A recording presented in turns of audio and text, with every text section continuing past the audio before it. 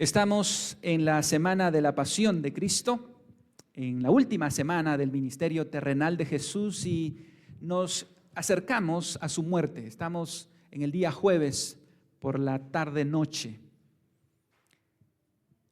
Y durante los últimos capítulos hemos estado viendo cómo los líderes religiosos de Israel han intentado una y otra vez atrapar a Jesús para condenarlo y matarlo.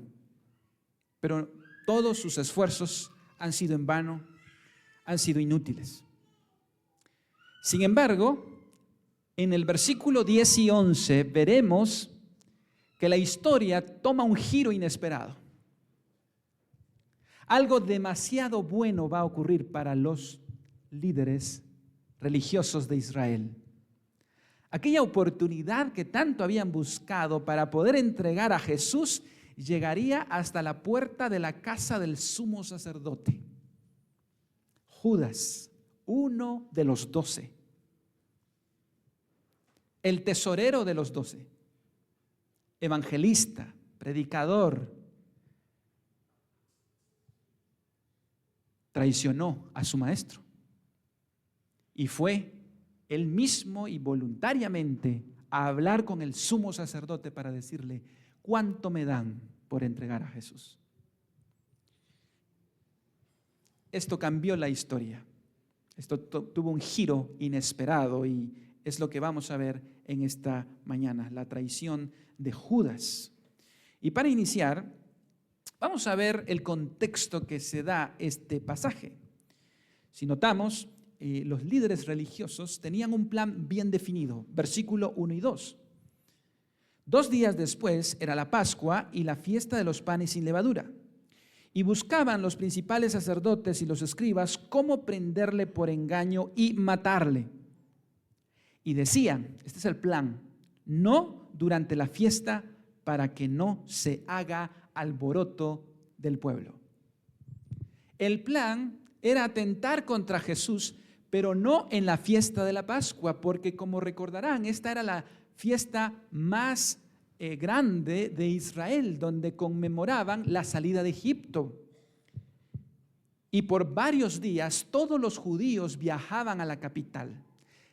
Algunos historiadores dicen que las personas en Jerusalén se triplicaban. Había un fervor nacionalista y Jesús era la persona más popular de aquel entonces. Jesús llevaba 3 años ministrando. Todo el mundo quería estar con Jesús y los líderes de Israel dicen: no lo hagamos en la fiesta porque el pueblo se va a alborotar.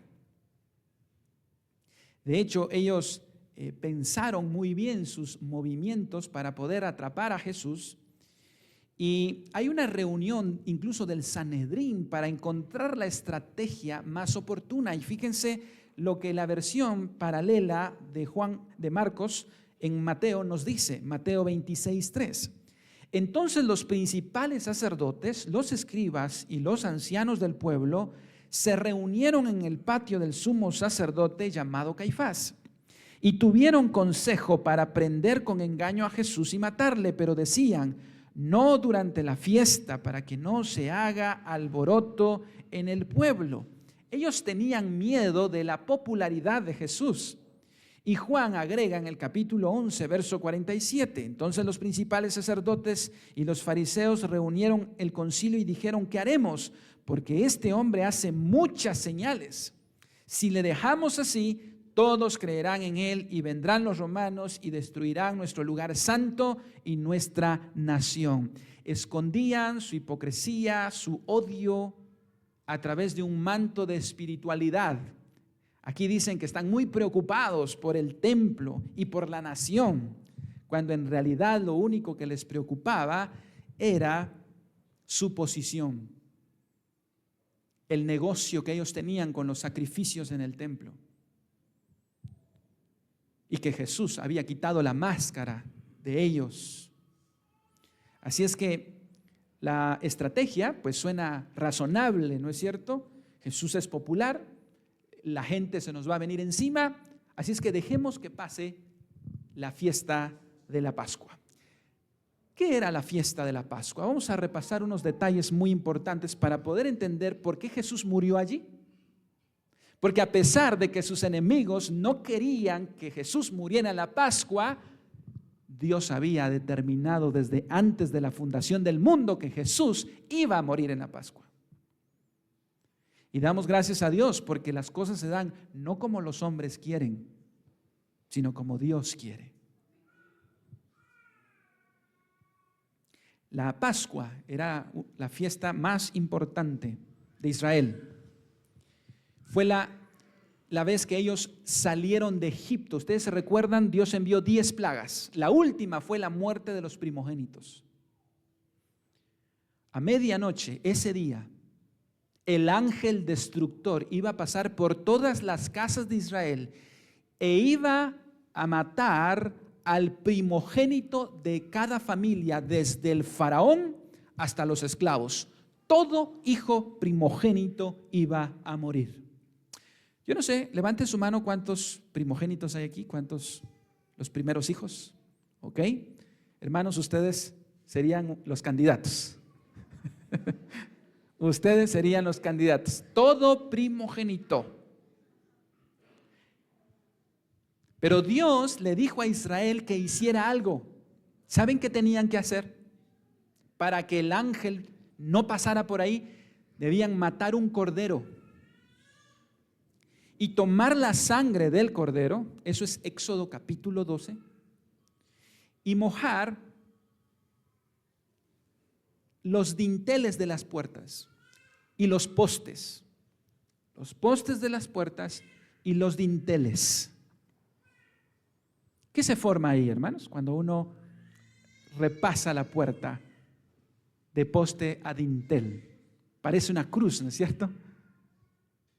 ¿Y saben qué iba a pasar?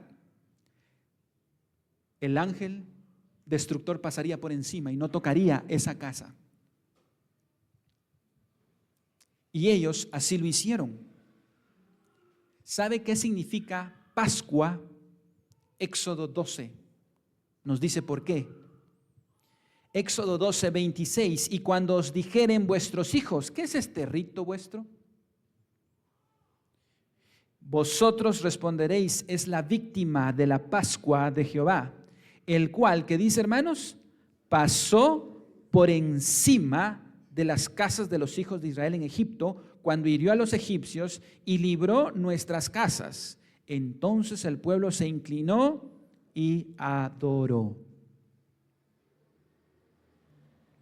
Ese día, cuando pasó el ángel destructor, o había un hijo muerto o había un cordero muerto. Una de dos. El que había creído en la instrucción de Dios, había un cordero muerto. Los que no siguieron la instrucción de Dios, había un hijo muerto. Y dice que pasó por encima. Eso significa Pascua. Pascua significa pasar por encima. Eso era lo que ellos celebraban año con año, el 14 del mes de Nisan, que es entre marzo y abril de nuestro calendario, y sacrificaban un cordero y lo comían recordando aquella gran noche. Ahora, esta Pascua celebrada en Éxodo 12 apuntaba a aquel cordero final que sería nuestro Señor Jesucristo, por el cual Dios pasaría por alto su ira sobre nosotros y caería sobre Jesús.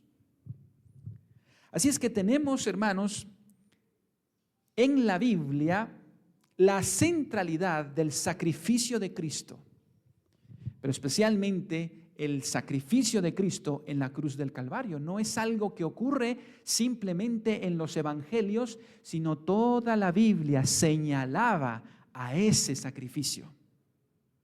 ¿Saben por qué tenemos una cruz aquí en la iglesia? ¿Y saben por qué la cruz ha sido símbolo del cristianismo? Porque, hermanos, la cruz es fundamental en la teología cristiana. Sin el sacrificio de Cristo en la cruz, ninguno de nosotros estaría acá. Ningún Dios de otras religiones ha muerto por su pueblo. Ningún Dios. Solo el cristianismo tiene un Dios que sangra. Solo el cristianismo tiene un Dios que murió, que se hizo carne. Y hermanos, la muerte de Cristo en la cruz hizo la diferencia. ¿Por qué? Bueno, la cruz estaba en la mente de Dios desde antes de la fundación del mundo. ¿Sabía usted? Algunos piensan que la cruz fue un accidente, que las cosas no salieron como Dios esperaba. No. Hoy vamos a ver la centralidad de la cruz en la mente de Dios. Fíjense, por ejemplo, lo que dice Primera de Pedro, capítulo 1, verso 18. Sabiendo que fuisteis rescatados de vuestra vana manera de vivir, la cual recibisteis de vuestros padres, no con cosas corruptibles, como oro o plata, sino con la sangre preciosa de Cristo, como de un cordero sin mancha y sin contaminación. Verso 20, ya destinado desde antes de la fundación del mundo, pero manifestado en los postreros tiempos por amor de vosotros. No fue un plan B, no fue que a Jesús se le salieron las cosas de las manos y terminó en una cruz. Todo estaba planificado, como Dios lo había ordenado. ¿Por qué?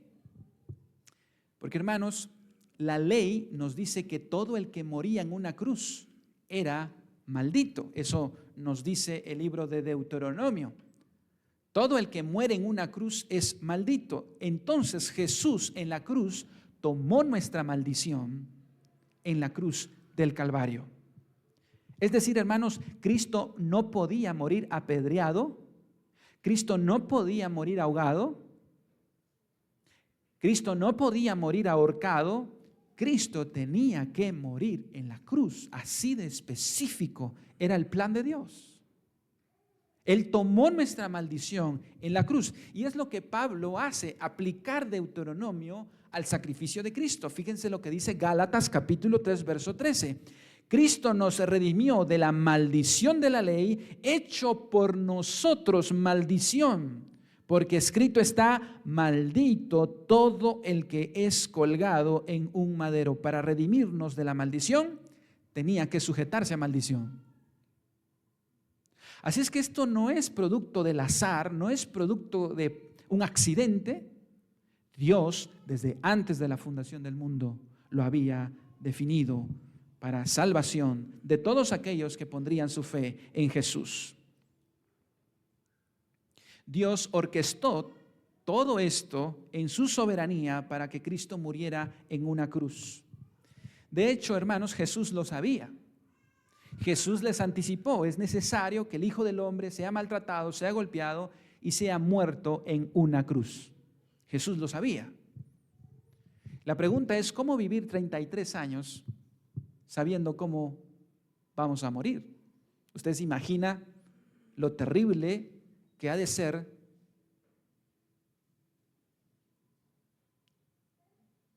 es mejor no saber de qué vamos a morir, ¿verdad? Por eso preferimos no ir al examen, al médico, ¿verdad? Recién hablaba con un hermano que me decía: no, yo no quiero ir al médico porque... Ahora, ¿se imagina a Jesús, hermanos, con eso en la mente todo el tiempo? Y para variar, Jesús fue carpintero. Qué irónico, ¿no es cierto? Él siempre estuvo cerca de la madera, de los clavos. Así de grande es nuestro Salvador, hermanos. Así de grande es nuestro Señor. Así de grande es Él. Hermanos, el sacrificio de Cristo en la cruz está en toda la Biblia. En toda la Biblia. O como decía un gran predicador, Martin Lloyd-Jones, la Biblia entera huele al sacrificio de Cristo. Todo el sistema sacrificial del Antiguo Testamento, donde habían sacerdotes, corderos, todo apuntaba ¿a quién? Al Cordero definitivo. Miles de años sacrificando un cordero tras otro cordero, anunciando el sacrificio perfecto que vendría. Pero de ahí todas las páginas, David y Goliat, apunta a Cristo. Goliat era el pecado que nosotros no podíamos vencer y Dios nos envió un David para vencer a Goliat. Nosotros somos el pueblo asustado que no podía contra Goliat, pero Dios levantó al hijo de David para vencer al Goliat que nosotros no podíamos vencer. Dios le pide a Abraham que sacrifique a su hijo Isaac y cuando estaban en el monte Moria hay un cordero. Sorpresa, un cordero. ¿Y quién creen ustedes que simbolizaba ese cordero? A Jesús. Moisés en el desierto tiene que levantar una serpiente y Juan lo aplica al evangelio. Así como Moisés levantó la serpiente en el desierto, así es necesario que el Hijo de Dios sea levantado. Moisés golpea la peña de Oreb para que saliera agua y viviera el pueblo. Cristo es la peña de Oreb que está brotando. Ruth se casa con Booz, una extranjera advenediza, fuera de las promesas. Booz representa a Cristo casándose con un pecador. Vea el pasaje que usted vea en la Biblia, apunta a Cristo. Apunta a nuestro Señor Jesucristo. Y las profecías, no digamos la de oro, Isaías 53, que nos habla precisamente. Este pasaje es el que ha convertido a cientos de judíos que han negado a Jesús. Porque ellos no vieron en la Biblia que el Mesías tuviera que morir. Pero al enfrentarse a Isaías 53, no nos queda duda. Dice Isaías 53, verso 4, ciertamente llevó Él nuestras enfermedades y sufrió nuestros dolores y nosotros le tuvimos por azotado, por herido de Dios y abatido, mas Él herido fue por nuestras rebeliones, molido por nuestros pecados. El castigo de nuestra paz fue sobre Él y por su llaga fuimos nosotros curados.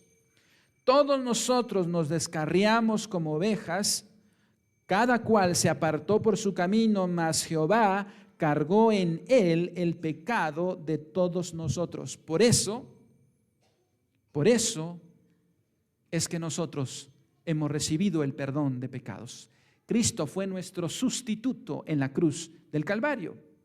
Y Pablo lo aplica en 1 Corintios al creyente. Esa Pascua que celebraba el judío, también nosotros la celebramos, dice el apóstol Pablo, 1 Corintios 5:7, limpiaos pues de la vieja levadura para que seáis nueva masa, sin levadura como sois, porque nuestra Pascua, ¿quién es, hermanos? Es Cristo, ya sacrificada por nosotros. Hermanos, a mí me impresiona cómo la Biblia está toda enlazada en un mismo mensaje. Y hoy, hermanos, celebramos la Santa Cena, que nos recuerda también que Cristo es nuestra Pascua, que Cristo pagó por nosotros. Por eso, Cristo tenía que morir en la fiesta de la Pascua. ¿Entendemos ahora el contexto? No había otra fecha. No había otra fecha. Cristo tenía que morir y justo murió en los sacrificios de los corderos de la Pascua. Qué exacto es el plan de Dios. Pero los escribas y fariseos dijeron, no lo vamos. Ellos son los que lo iban a matar, quienes lo iban a entregar. Pero ellos dijeron, no lo vamos a hacer en la Pascua.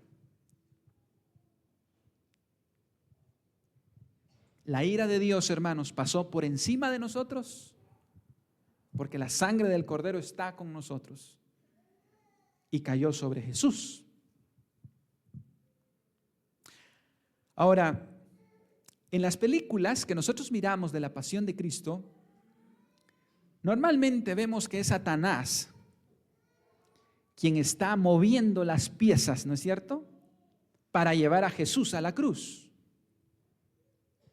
Pero cuando vamos a la Biblia, vemos que el más interesado en que Jesús no vaya a la cruz es Satanás. No fue Satanás quien llevó a Jesús a la cruz. Fue Dios. Y Satanás, por supuesto que sabía que el golpe definitivo estaba en la cruz. Así es que él intentó por todos los medios evitarle la cruz a Jesús. Fíjense, por ejemplo, desde que supo Herodes que Jesús iba a nacer, ¿qué hizo? mandó a matar a todos los niños de 2 años para abajo. Eso es Apocalipsis 12. El dragón que esperaba a aquella mujer que estaba encinta para comerse al niño que iba a nacer.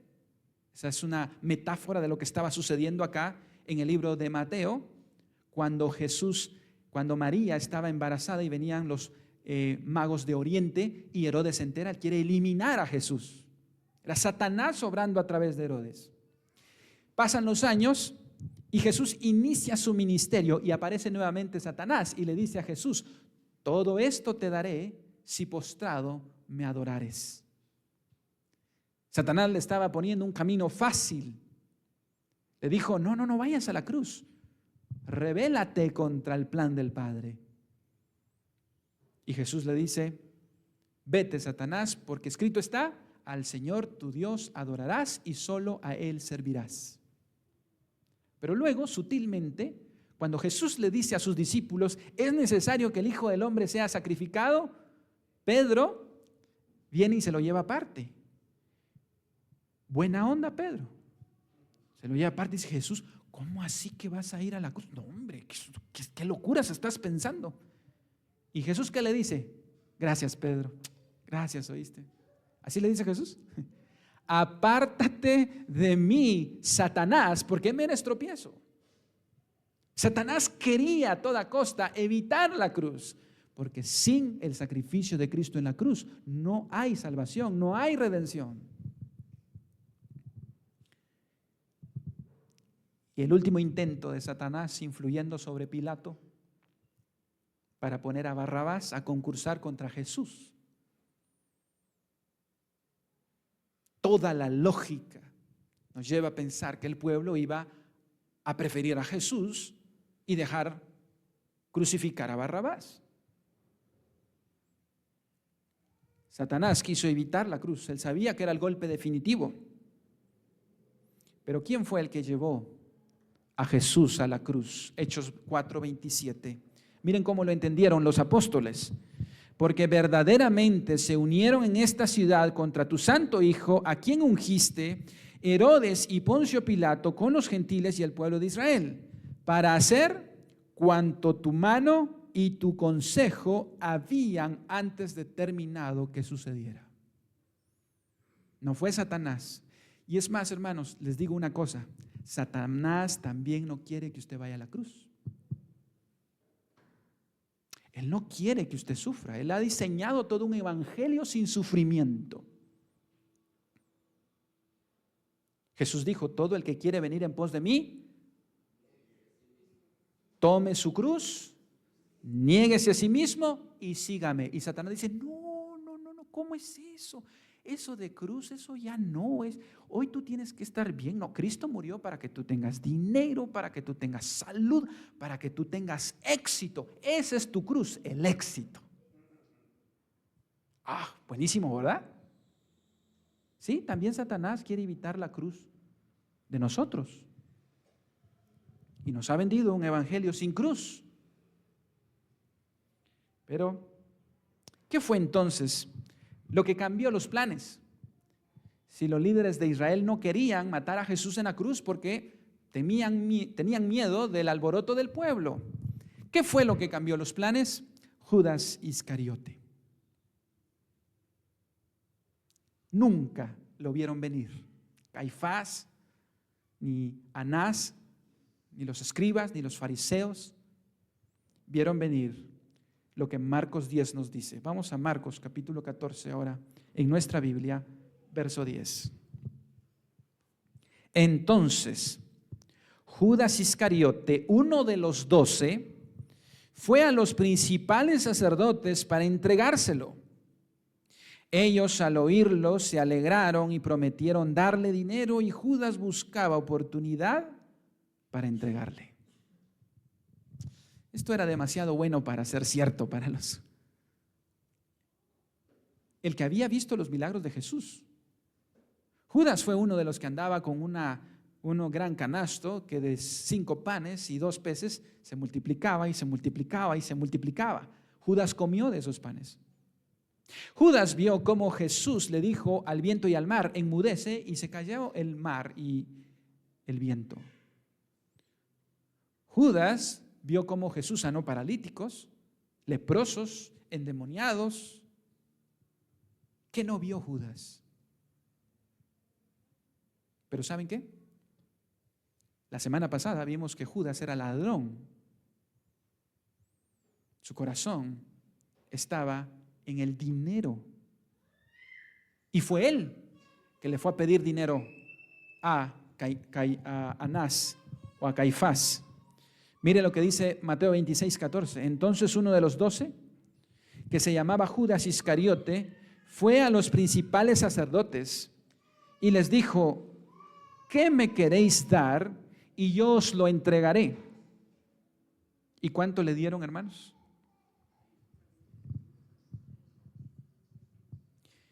Le asignaron 30 piezas de plata. ¿Cuánto valía el perfume que entregó María la semana pasada? 300 denarios.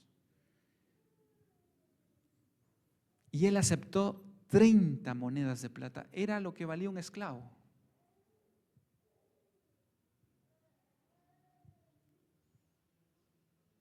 Le funcionó bien la calculadora a Judas con María, pero no le funcionó bien la calculadora para entregar a Jesús. ¿Sabe que aquí vamos a estar viendo, hermanos, la soberanía de Dios y la responsabilidad humana y cómo entender esto? Porque al hacer esto, Judas no se dio cuenta que también estaba cumpliendo una profecía en el Antiguo Testamento, en el libro de Zacarías, que el precio que el pueblo pagaría por Dios, 30 monedas de plata. La debilidad de Judas era el dinero, la ambición, la avaricia, y Dios aprovechó para meterle fuego a esa avaricia. Judas no fue pasivo en las manos de Satanás. Hay una película que presenta a Judas como el héroe. Él fue el que se atrevió a cumplir la profecía. No. Judas no fue el héroe, no fue una marioneta, no fue pasivo, él fue responsable de lo que estaba haciendo. Ahora, ¿saben qué impresiona, hermanos? Es la gracia de Jesús sobre Judas hasta el último momento. Yo creo que esto es de las cosas más impresionantes. Fíjense cómo el Evangelio de Mateo nos cuenta en detalle lo que pasó esa noche de jueves, cuando Judas iba a ir a entregar y traicionó a su maestro. Los detalles son realmente impresionantes. Judas ya había ido a casa de el sumo sacerdote, ya tenía ese plan maquiavélico, y de repente están los 12 cenando. Ahí está Judas, y miren lo que pasa. Habiendo dicho Jesús esto, que dice, se conmovió en espíritu y declaró y dijo: de cierto os digo que uno de vosotros me va a entregar. Hermanos, usemos un poquito la imaginación. Póngase un ratito en los zapatos de Judas, pero solo un ratito nada más. Usted es Judas. Nadie sabe lo que usted está haciendo. Fue a pedir dinero y de repente Jesús, están los 12 y dice: uno de ustedes me va a entregar. ¿Cómo se sentiría en ese momento?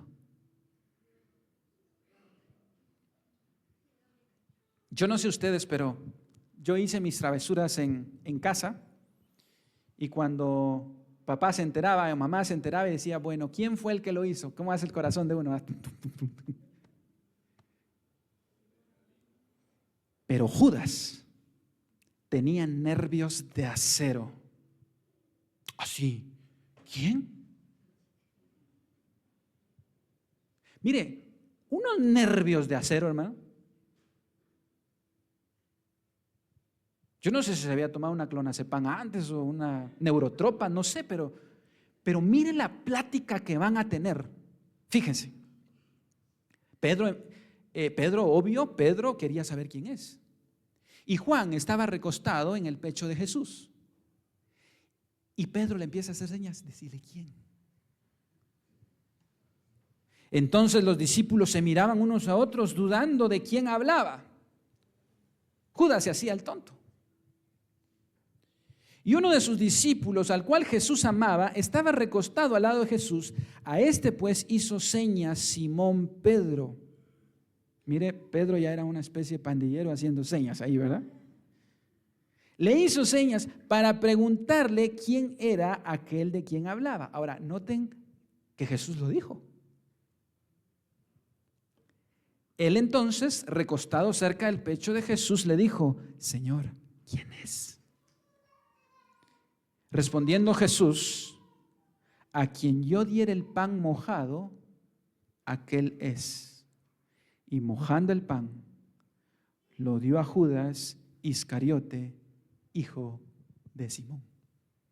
En Oriente, mojar el pan y dárselo en la boca era una muestra de intimidad, de cariño, de amor. Jesús no dijo: a quien le tire este plato en la cabeza, ese es. No, señores.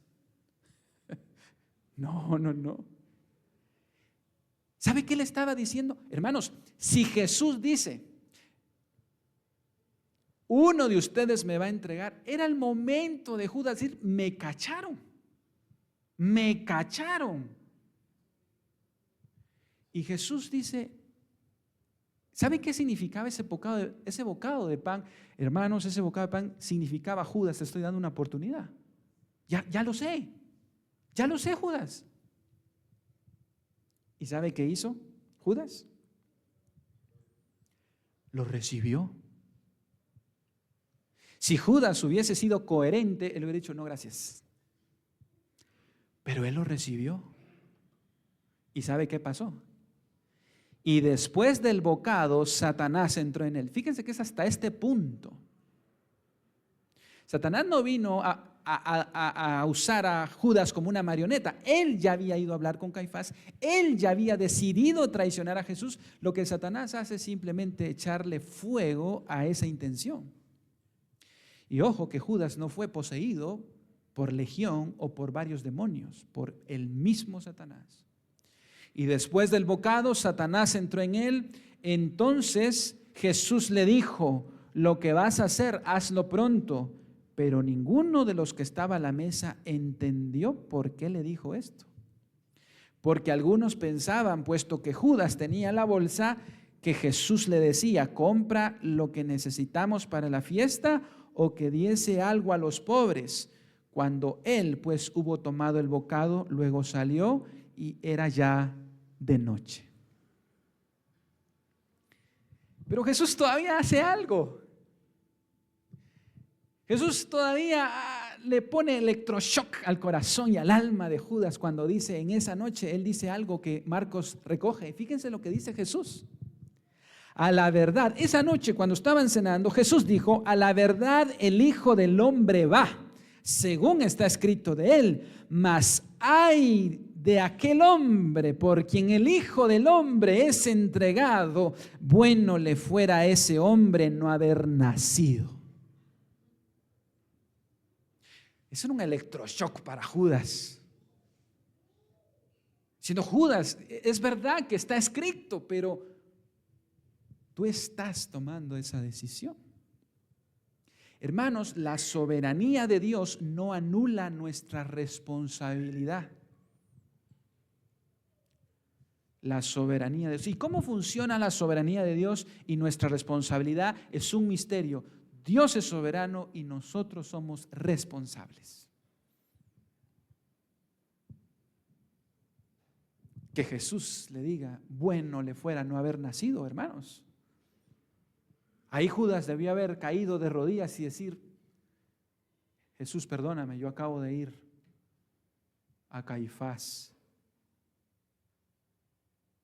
Fui un hipócrita. Estoy intentando traicionarte. Si Jesús hubiera tomado esa actitud, hermanos, todavía estuviéramos hablando otra historia. Ahora, hermanos, ¿cuál es la razón principal por la que Judas hizo esto? Y hermanos, esto es importantísimo. ¿Qué fue lo que llevó a Judas? No fueron las 30 monedas. Esto no lo hizo tanto por dinero, aunque por supuesto su corazón era avaro. Hermanos, Judas ejemplifica lo que el pueblo de Israel quería del Mesías. Ellos esperaban a un Mesías que trajera prosperidad y libertad a Israel de sus enemigos, los romanos. Ellos querían reino, ellos querían poder, ellos querían una potencia militar, ellos querían un líder político que los sacara de la pobreza y que eliminara a todos sus enemigos. Pero cuando Judas empieza a escuchar que Jesús no ataca a los romanos, sino ataca el pecado de Israel, y que empieza a decir cosas como: si te dan en una mejilla, pon la otra, y Jesús empieza a hablar de la cruz en lugar de la gloria, Judas dijo: este Mesías no me sirve. Jesús no llenó las expectativas de Judas. Él quería un Mesías diferente. Él no quería poner la otra mejilla. Él quería poder, reino, como Jacobo y Juan, uno sentarse a la derecha y otro a la izquierda. Pero Jesús vino a enseñar que el camino a la gloria es el camino a la cruz, que para subir hay que bajar y que para ganar hay que perder. Y a muchos no les gusta ese evangelio. Yo quiero un evangelio donde haya sanidad, nada de enfermedad. Yo quiero un evangelio donde solo haya victoria, donde solo haya prosperidad, donde solo... Y no queremos la cruz, no queremos el sufrimiento. Judas estaba decepcionado del Mesías, porque no hizo lo que él quería. Y no solo Judas, Israel se decepcionó también de Jesús. Por eso, el siguiente día iba a pedir que liberaran a Barrabás y a que Jesús lo crucificaran. Wow.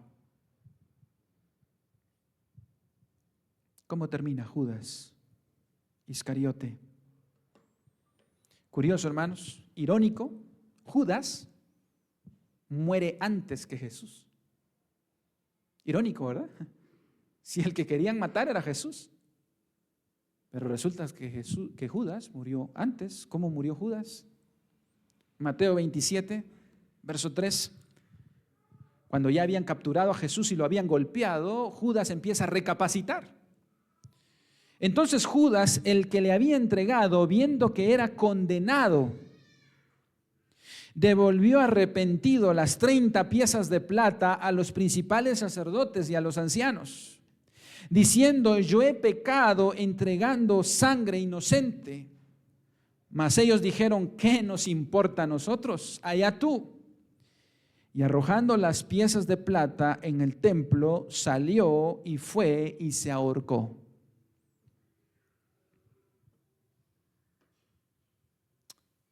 Atentar contra Jesús es atentar contra nuestra propia vida. Pero hermanos, Judas no se quedó ahí.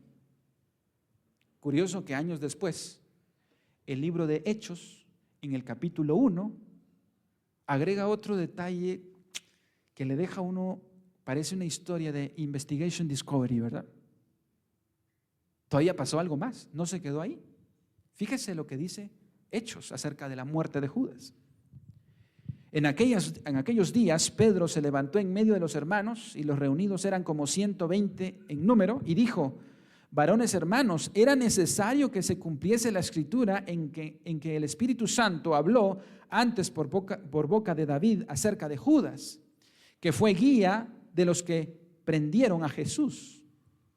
Y él era contado con nosotros y tenía parte en este ministerio. Este, pues, con el salario de su iniquidad adquirió un campo y cayendo de cabeza, se reventó por la mitad y todas sus entrañas se derramaron. Y uno dice: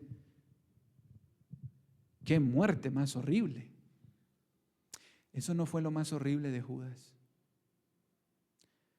Lo más horrible para él fue cuando murió, y empezó entonces lo más horrible, la condenación. Y cuando Cristo venga a juzgar a los vivos y a los muertos, Judas irá a parar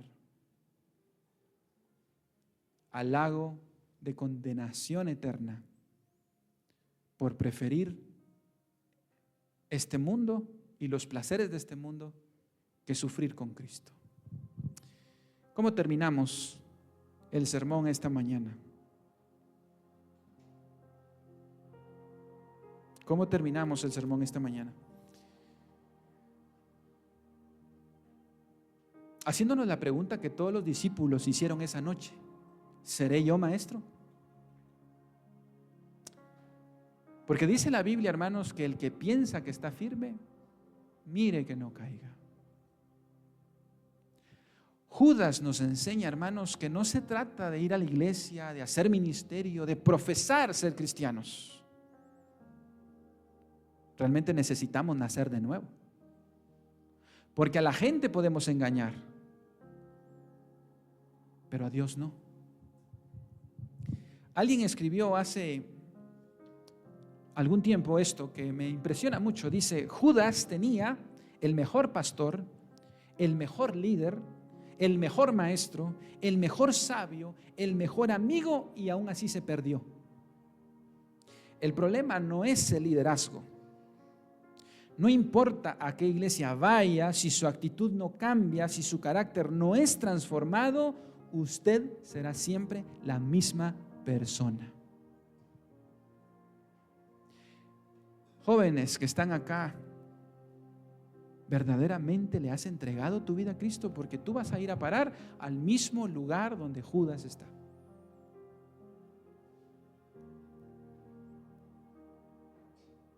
Hermanos, tengamos cuidado con la tibieza espiritual, porque de la tibieza espiritual a la apostasía, como lo hizo Judas, hay un paso nada más.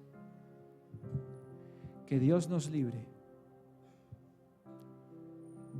Jesús le dio gracia a Judas hasta el último momento.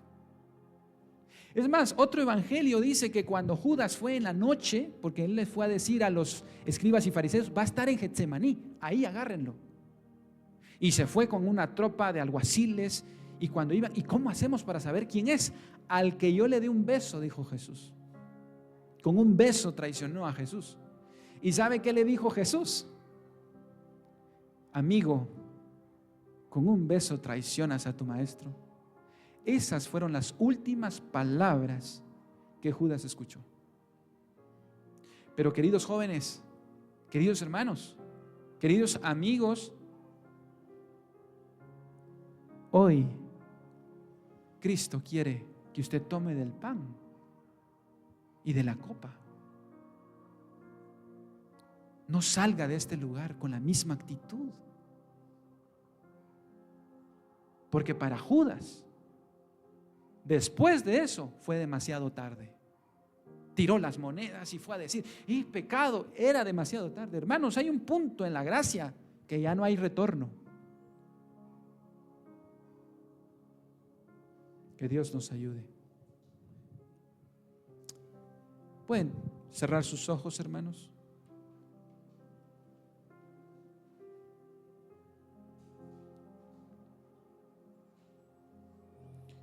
Y mientras tienen cerrados sus ojos, yo quiero preguntar: ¿habrá alguien aquí que quiera entregarle su vida a Cristo esta mañana?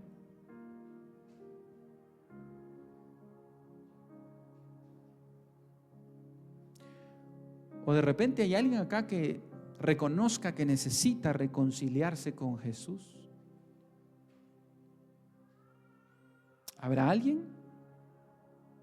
¿Puede levantar su mano? Queremos orar por usted.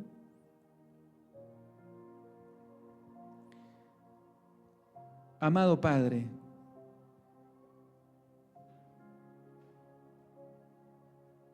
cuán oscuro, cuán negro,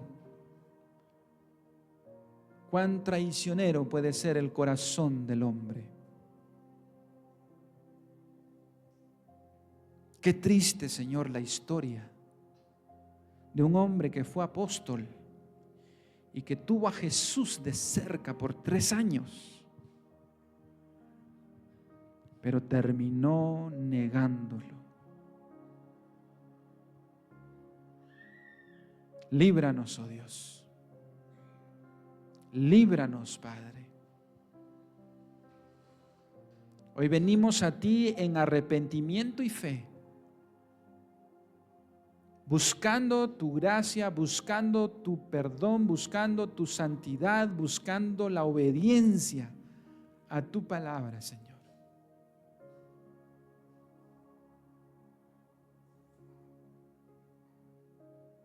Perdónanos, Padre, cuando actuamos con tibieza espiritual, cuando nos conformamos a una vida mediocre espiritualmente,